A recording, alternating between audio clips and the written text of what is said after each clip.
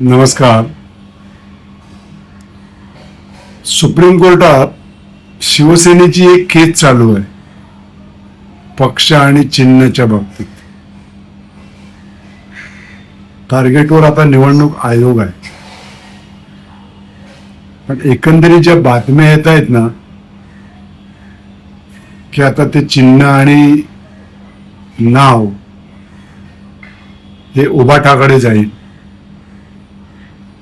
ह्या बातम्या पेरलेल्या आहेत. याचा अर्थ असा आहे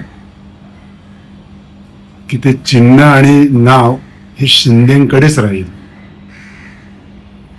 कसं आहे, राम मंदिराच्या निकालाच्या वेळी, निकालाच्या अगोदर पंतप्रधान सरन्यायाधीशांना भेटले होते आणि त्याच्यानंतर मग तो 40 दिवसांनी निकाल लागला. तशाच काहीशा घटना ना आता घडतायत. जरा बारकाईने बघा तुम्ही, तशाच घटना आता घडतायत.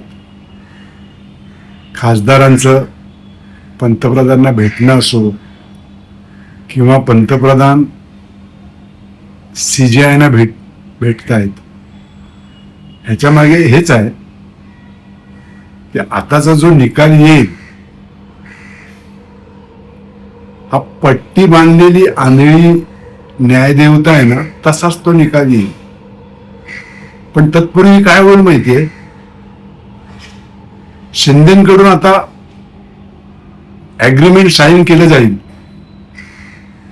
की बाबा आम्ही असं असं करतो, आमच्यासाठी तुम्ही असं असं करा. कदाचित हा माझा कयास खोटाही ठरू शकतो, पण हे खोटं ठरण्याचे चान्सेस कमी आहेत. हे खोटं नाही होणार. कसं आहे, देशाचा प्रमुख ज्यावेळी प्रमुख न्यायव्यवस्था आहे तिथे जाऊन भेटतात आणि काय होतात आणि अगदी हेतुपुरस्कर बातम्या पेरल्या जात आहेत की आता उद्धव ठाकरेंकडे कल आहे, उद्धव ठाकरेंकडे कल आहे. ही सगळी निव्वळ ना बनवा बनवी आहे. आता निकाल येईल थोड्या वेळात, मग तुम्हाला त्याची प्रचिती येईल की हा काय बडबडत होता.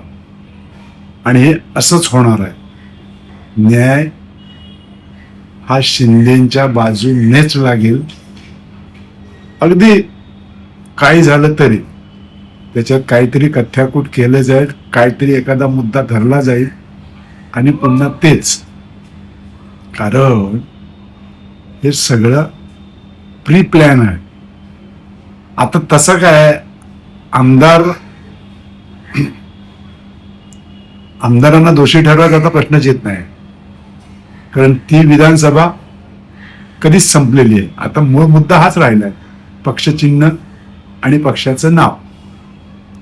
तेही आता शिंदेना मिळेल की मग विषय संपला. हा माझा कयास आहे. तुम्हाला काय वाटते या बाबतीत? तुम्हीही व्यक्त व्हा. धन्यवाद.